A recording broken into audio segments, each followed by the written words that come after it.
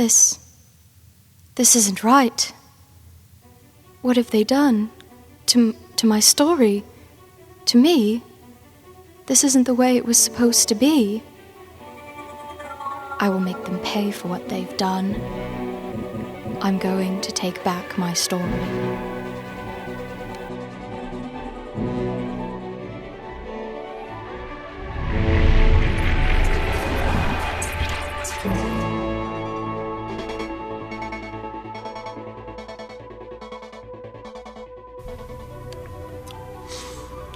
Remember Me features many dystopian elements and themes, though ultimately it can be categorized as a critical dystopia. These dystopias are employed to critique the technological, ecological, and/or socio-political order in contemporary society.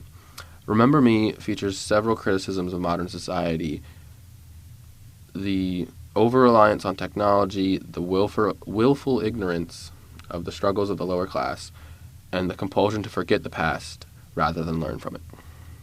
One of the game's primary enemies are the Leapers, humans who have been mutated and deformed due to an addiction to reliving memories with Sen-Sen technology. These almost zombie-like creatures show what could become of humanity if we continue to heavily rely on technology. The game also features many instances of class struggle. The elite of Neo-Paris live in the beautiful and pristine Saint-Michel district, while the less fortunate are condemned to Slum 404, where they must struggle to survive as the Leapers become more of a threat. Remember Me is also critical of the implications of the shared memory technology, outside of the addicted and mutated Leapers. With Sen-Sen technology, people can choose to forget painful memories rather than deal with them. This urge to forget rather than learn from the past causes problems for Nilin. This selective memory on an individual scale can be seen as a critique of society's unwillingness to learn from the past, thus dooming themselves to repeat the mistakes of earlier generations.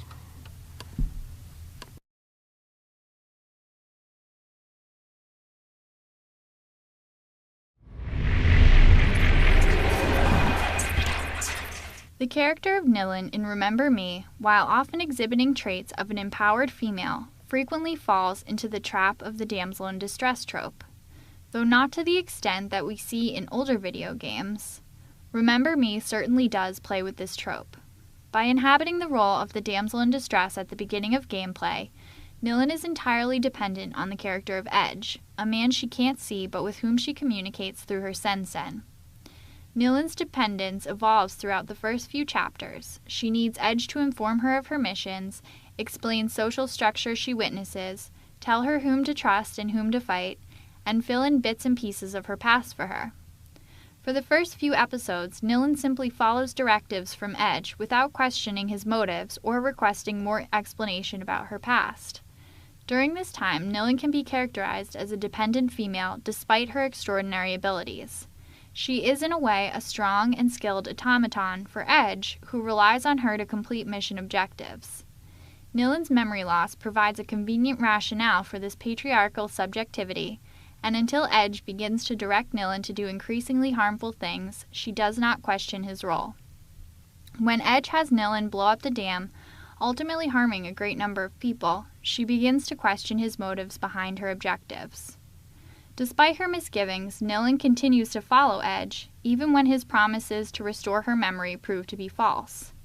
The ending of the game reveals Nilin's complacency in a particular realm of patriarchal subjectivity, Edge revealed to be a computer program designed by her father.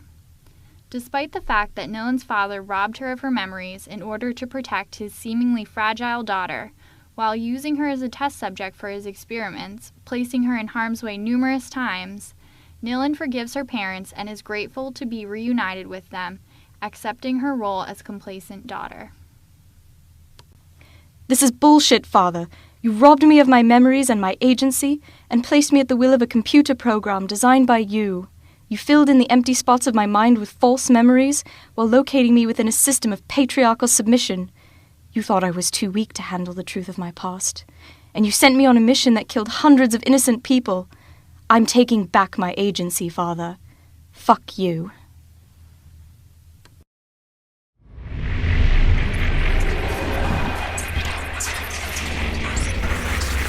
My head may still be full of amnesia, but the risks Tommy and Edge have taken to free me have got me feeling troubled. Now they want me to punish Neo-Paris's privileged few. Edge talks about a clandestine mission to be accomplished in the heart of the Saint-Michel Comfortress. About a brutal wake-up of this high-security district, making it fertile for the seeds of revolution. And why not? Though his fight is legitimate, it's his friendship that has been clinging to my drifting thoughts. Why did our enemies erase my memory? Am I really that dangerous? In my chest, my throat, on the tips of my fingers, I can feel the throb of the power that scares them so. It scares me too. The power to take what someone is, their memories, and bend them to my will. To rewrite their history. To play God. The mere thought sends me reeling. If this ability really is the core of who I once was, then I must relearn what has been taken from me. I must master this talent. Remember Me created a real character in Nilin.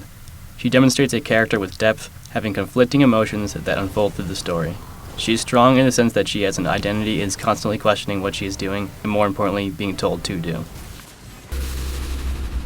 The raid on La Bastille ended with nothing but more deception and emotional holes.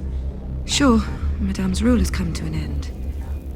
But my past still eludes me. Without my memories, I have no choice but to follow Edge's instructions with hollow conviction. And despite the atrocities I witnessed in that prison winning me over to the errorist cause, the recovered memory of my crime is gnawing away at my soul. I pushed a man to suicide. What else have I done? Worse? Edge only sees cause for celebration. Our liberated comrades have remembered their credo and taken up the fight against sense and technology once more. She's real because she is accepting the situation she is in and relies on Edge. It is clear there is a Red Riding Hood theme in the story which feeds into the trope of the naive girl. This little Red Riding Hood's got a basket full of kick-ass! Edge is a character whose identity is hidden to Nilin the whole story. Like the wolf, he reveals himself to be something completely different. Her reluctance to follow these suggestions grows as the episodes go by. Nilin is not Wonder Woman. She's not an all-powerful character with no weaknesses. She has real human attributes that gamers should be able to identify with. Like a real person, she is conflicting with the task she is appointed. The two major camps of female tropes tend to see women in video games as either sex goddesses or strong, independent women. Although the latter is proposed by feminist gamer champions as the only defining trait, strength does not represent the gamut of femininity. Nilin's mastery of the scale of emotional believability makes her relatable and closer to how the actual female ideal should be represented.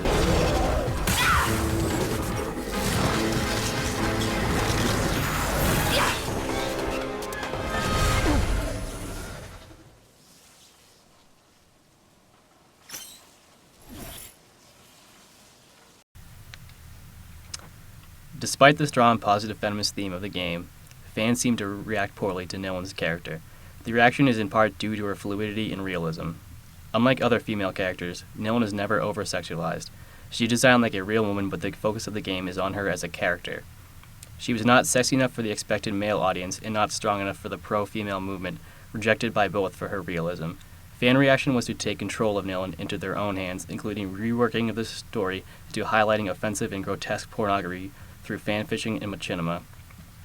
The unnecessary sexualization of Nilin shows the desire to grab and subdue her from achieving more. When new gamers seek out Remember Me, this is how Nilin is remembered, as a generic, forgettable sex object.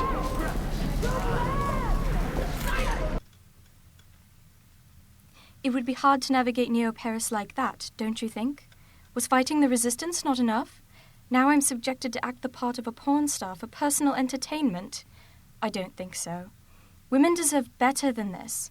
We are human beings, not objects, and not passive pieces of scenery. We have a voice, and I will be heard. This isn't how my story ends.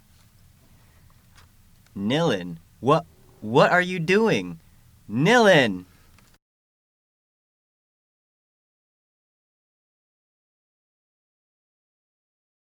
I think you're going to like the changes I've made. Remember Me has become the highest-selling game of the decade, applauded worldwide for its representation of women. It sparked a new wave of feminist games, establishing legitimacy for female gamers.